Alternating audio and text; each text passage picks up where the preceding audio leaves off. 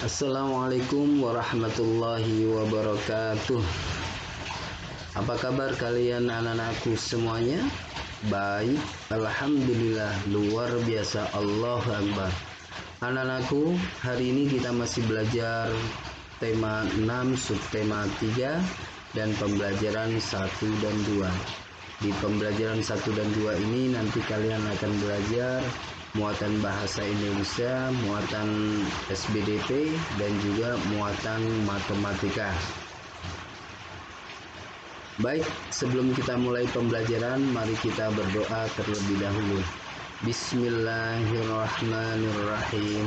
Rabbi zidni ilman nafi'ah warzuqni fahman wasi'ah. Ya Allah, tambahkanlah aku ilmu yang bermanfaat dan anugerahkan kepadaku kefahaman yang luas. Ya Allah, kabulkanlah permohonanku. Amin. Anak-anakku sekalian, untuk pembelajaran muatan bahasa Indonesia, nanti kita masih membahas tentang huruf kapital, kemudian menulis huruf tegak bersambung, dan tanda baca.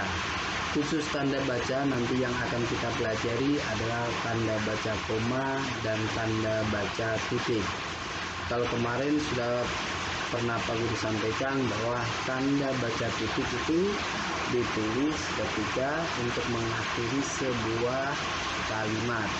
Kemudian sekarang tanda baca koma digunakan untuk memerinci sebuah keterangan dalam kalimat. Nah, sekarang silakan perhatikan. Ayo mengamati. Pada hari Minggu yang cerah, Lani dan keluarganya berolahraga pagi. Udara sejuk pada pagi hari. Matahari bersinar cerah dan semua bergembira. Mereka lari pagi mengelilingi taman perumahan. Tampak bunga sedang bermekaran di taman. Ada bunga mawar, bunga sepatu, bunga melati, dan banyak lagi. Hari itu, hari yang membahagiakan untuk Lani dan keluarganya. Nah, anak-anakku sekalian, dalam teks ini terdapat tanda baca koma dan titik. Ini ya, yang pertama pada kalimat pertama adalah digunakan koma, kemudian titik. Nah, ya ada bunga mawar, ini digunakan koma karena untuk merinci jenis-jenis bunga yang ada di taman. Ada bunga mawar, koma, bunga sepatu, koma, bunga melati, koma, dan banyak lagi. Ya, jadi yang kita pelajari adalah tanda baca koma dan titik. Setelah membaca teks di atas, kalian diminta untuk menjawab pertanyaan berdasarkan bacaan. Nah, itu ada di buku halaman 108. Nanti langsung kalian kerjakan di buku cetaknya saja. Kita lanjut. Bacalah teks berikut.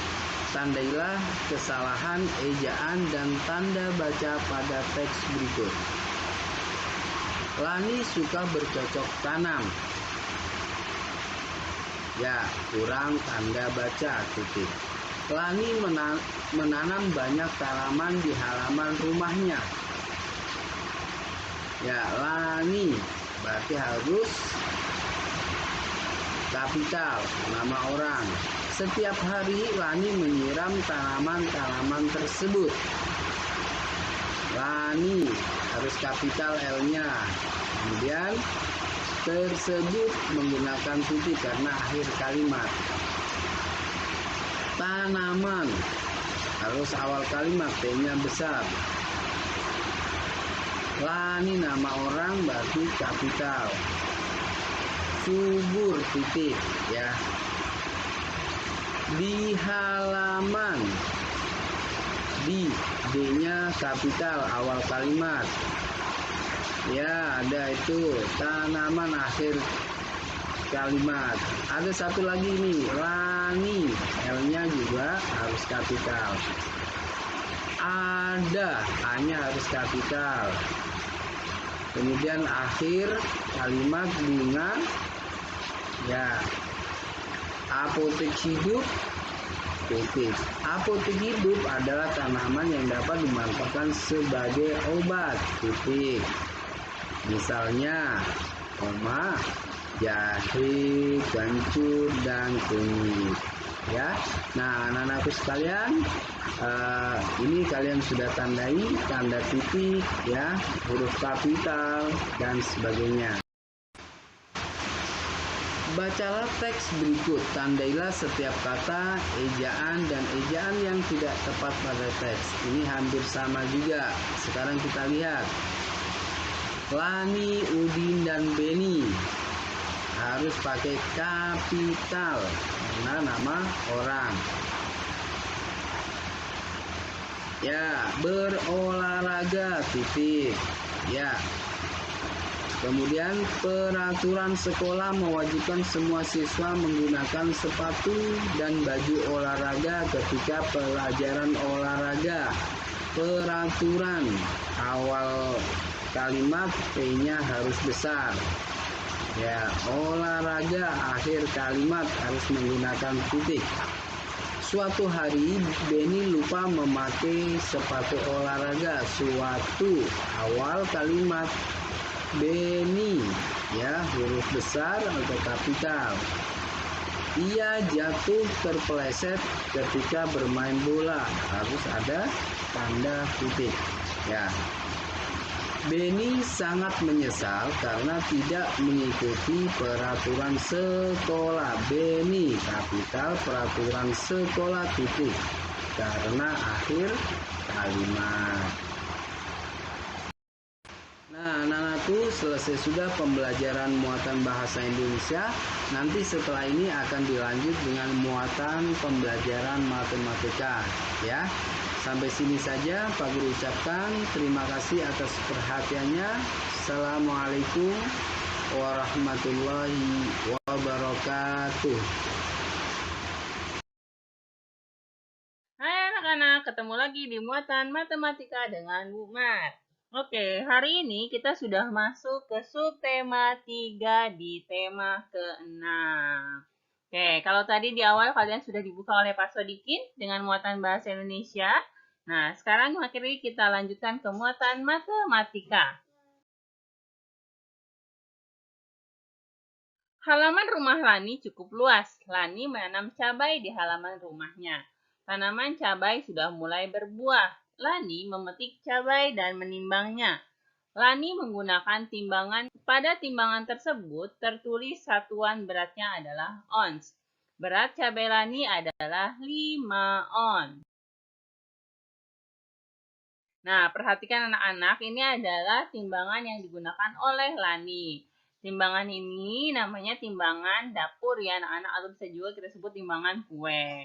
Nah, biasanya timbangan seperti ini untuk mengukur berat benda yang ringan. Satuan berat yang digunakan dalam timbangan tersebut adalah ons. Ingat baik-baik, 1 kilo itu sama dengan 10 ons. Artinya, kalau 10 ons sama dengan 1 kilo ya anak-anak. Nah, hari ini kita akan membahas soal nomor 1 dan nomor 2 ya di buku kalian.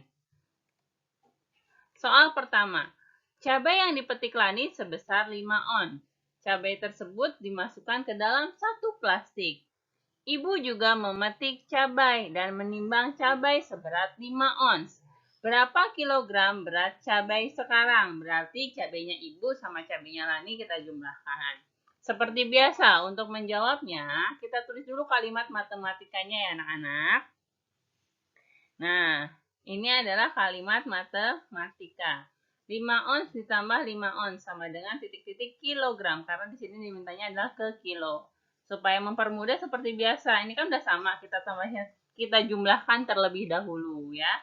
5 tambah 5 sama dengan 10 ons. Nah, dari ons baru kita rubah ke kilogram. Nah, ingat, kalau dari kilo ke ons kan dikali. Kalau dari ons ke kilo berarti dibagi. Berarti 10 dibagi 10. Nah, karena 10 dibagi 10, ingat, setiap angka yang dibagi dengan angka yang sama, hasilnya adalah Jadi jawabannya adalah 1 kilogram. Jadi berat cabai sekarang adalah 1 kilogram. Oke, nah sekarang kita akan beranjak ke pembahasan soal nomor 2. Soal nomor 2. Cabai yang dihasilkan di rumah Lani seberat 5 kg. Cabai tersebut akan dimasukkan ke dalam plastik. Masing-masing beratnya 5 ons. Ada berapa plastik yang dibutuhkan untuk membungkus cabai tersebut? Jadi, Lani itu punya 5 kilo cabai, mau dibungkus masing-masing beratnya adalah 5 ons. Nah, bagaimana cara menjawabnya? Kita tulis dulu kalimat matematikanya. Berarti kan 5 kilo dibagi 5 ons ya. Karena di sini kilo dan ons, satuannya beda. Nggak bisa. Maka kita rubah dulu nih. Yang 5 kilo ini kita rubah ke ons ya anak-anak. Nah, jadi 5 kilo sama dengan berapa ons? Ingat, kalau dari kilo ke ons berarti dikali. Itu artinya 5 dikali 10. Nah, kalian pasti sudah tahu jawabannya. 5 kali 10 sama dengan 50 ons. Nah, sekarang sudah sama-sama ons nih. Baru bisa kita bagi. Jadi kita tulisnya 50 ons dibagi 5 ons. Nah, sama dengan berapa kantong? Supaya mudah kita hilangkan onsnya. Berarti tinggal 50 dibagi 5 ya. Tinggal 5 dibagi 5 aja. Nah, 1 kan, nolnya kita simpan baru kita tambahkan. Berarti hasilnya adalah 10 kantong plastik. Jadi, banyak kantong kemasan plastik yang diperlukan adalah 10 kantong plastik. Ya, anak-anak. Nah, di halaman berikutnya, di 3, nah ada soal seperti ini. Nanti kalian bisa mengerjakannya di rumah ya. Caranya bagaimana? Lihat baik-baik. Ini wortel. Beratnya 20 ons. Diminta ke kilo. Ingat, kalau dari ons ke kilo itu artinya dibagi. Berarti tinggal 20 dibagi 10 berapa. Dan seterusnya ya. Nanti kalian tinggal isi di sini hasilnya berapa. Alhamdulillah anak-anak. Sudah selesai pembelajaran matematika dengan Bu Mar. Setelah ini kalian akan dilanjutkan dengan SPDP dengan Bu Miftah. Tetap semangat! Hai anak-anak, ketemu lagi dengan Bu Miftah. Kita masih belajar tema 6, subtema 3, pembelajaran 1 dan 2. Tadi kalian sudah belajar bahasa Indonesia dengan Bapak Sodikin tentang menjawab pertanyaan berdasarkan teks dan menulis sambung. Kemudian sudah belajar matematika masih tentang satuan berat. Ya. Dengan Bu Miftah, kalian akan belajar SBDP dan PPKN. Simak penjelasan dari Bu Miftah.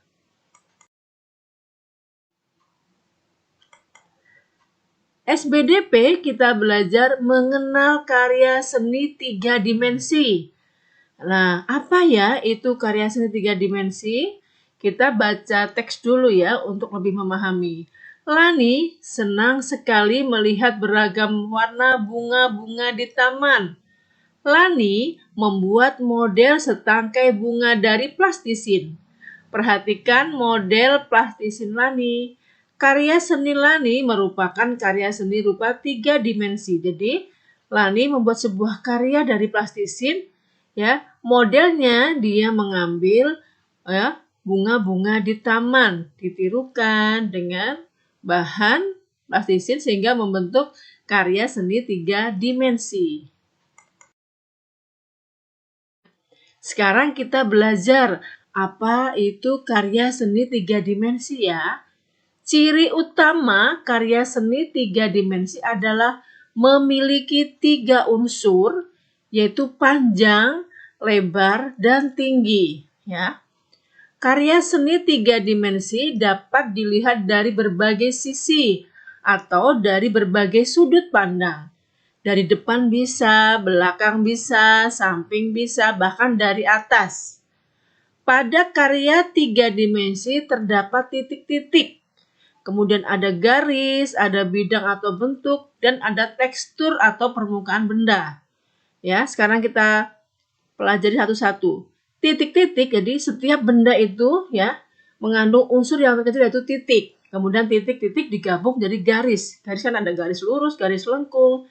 Dari garis ini akan membentuk suatu bidang atau bentuk. Nah, kemudian tekstur itu adalah permukaan benda yang kita buat. Apakah permukaannya halus atau permukaannya kasar?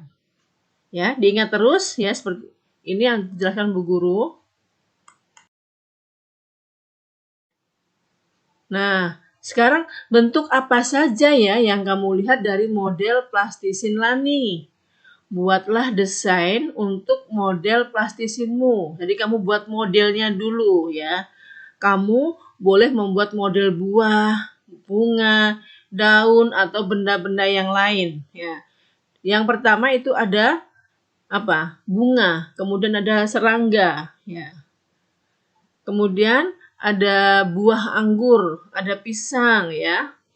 Kemudian ada manggis ya, ada buah yang lain. Kemudian di sebelah kanan itu membuat bunga. Lihat, kita bisa menggunakan tusuk gigi untuk membuat ya tekstur ya, membentuk teksturnya, permukaannya ya. Kamu bisa contoh dan kamu juga bisa membuat model yang lain. Nah, sekarang kita lanjut belajar PPKN tentang aturan saat jam istirahat di sekolah. Lani dan teman-temannya bermain bersama ketika istirahat di sekolah. Nama permainan itu adalah kupu-kupu di taman bunga. Dalam setiap permainan selalu ada peraturan permainan. Mengapa harus ada peraturan? Ayo. Aturan dibuat agar semua kegiatan berjalan dengan aman, dengan tertib dan menyenangkan. Sekarang kita belajar peraturan ketika bermain di sekolah. Jadi saat kamu masuk sekolah itu ya, saat bermain dengan teman ada aturan-aturan yang harus dipatuhi. Yang pertama, bermain di sekolah dilakukan saat jam istirahat atau berkaitan dengan pelajaran. Jadi saat jam belajar dilarang keras untuk bermain. Jadi saat jam pelajaran kita konsentrasi untuk belajar. Nanti setelah waktunya istirahat kita bisa bermain. Atau bermain juga bisa dilakukan saat ada pelajaran tertentu yang berkaitan dengan permainan, misalnya PLBJ ya. Kemudian yang kedua, tidak boleh berlarian ya. Kamu di kelas ya, jangan sampai lari-larian, kejar-kejaran, apalagi di luar. Berbahaya, kamu nanti bisa tabrakan, bisa jatuh yang nanti bisa melukai diri sendiri maupun orang lain. Kemudian yang ketiga, tidak boleh bermain yang membahayakan, misalnya pukul-pukulan, tendang-tendangan ya. Jadi bermain yang tidak menguras tenaga, sambil duduk bisa ya. Kemudian tidak membuat kegaduhan atau keributan sambil teriak-teriak, dilarang karena bisa mengganggu orang lain. Kebetulan jam istirahat kelas bawah dengan kelas atas tuh beda jamnya. Kalau kamu berisik pasti akan mengganggu kakak-kakak kelas yang sedang belajar. Sekarang kita belajar peraturan ketika jam istirahat di sekolah. Ya, jadi kamu diberi waktu 15 menit ya untuk melakukan beberapa keperluan ya. Jadi manfaatkan waktu sebaik mungkin ya. Sekarang aturannya yang pertama adalah dilarang keluar dari lingkungan sekolah. Kamu boleh main ya, boleh jajan tapi tidak boleh keluar dari gerbang sekolah. Kemudian yang kedua, segera ke toilet apabila ingin BAB atau BAK, tidak ditahan-tahan atau tidak ditunda-tunda. Yang ketiga, jajanlah makanan sehat di kantin sekolah. Jadi, kalau kamu ingin jajan, jajannya di kantin, ya. Atau kamu bawa bekal sendiri makan di kelas, ya. Kemudian yang keempat, makan di kelas atau di luar kelas dengan tertib. Kamu boleh makan di teras ada tempat duduk. Atau di kelas juga boleh asalkan tertib. Tidak berantakan, tidak bercanda ya. Kemudian yang kelima, tidak bermain bola maupun berlarian. Jadi misalnya di halaman ada bola yang tadi kakaknya atau teman-temannya olahraga. Kamu tidak boleh main bola di situ atau malah ada yang menendang-nendang botol, tidak boleh. Dan tidak boleh juga berlarian ya, karena tadi membahayakan. Kemudian yang berikutnya yang keenam, setelah selesai makan dan minum, sisa dan bungkus makanan dibersihkan, dirapikan kembali. Tidak ada sisa makanan berserakan ya. Bungkus-bungkus makanan yang sudah tidak dipakai dibuang. Kalau tempat makan dibawa pulang ya. Kemudian yang terakhir, segera masuk kelas apabila bel masuk sudah berbunyi. Jadi begitu bel masuk berbunyi, ya kamu segera cuci tangan, ya bersihkan semuanya, kemudian masuk ke dalam kelas kembali. Tidak ada sudah bel berbunyi baru ke toilet. Itu nanti kamu ketinggalan pelajaran dan kamu akan rugi sendiri.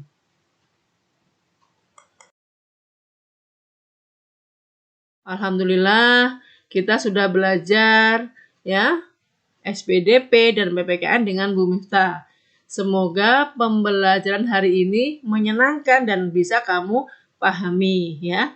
Jangan lupa ya selalu berdoa kepada Allah. Semoga senantiasa kita diberikan kesehatan ya. Sholat yang rajin, terus mengaji ya. Kemudian jangan lupa tetap 5M ya, agar kita terhindar dari virus corona. Terima kasih, Bu Guru ucapkan. Assalamualaikum warahmatullahi wabarakatuh.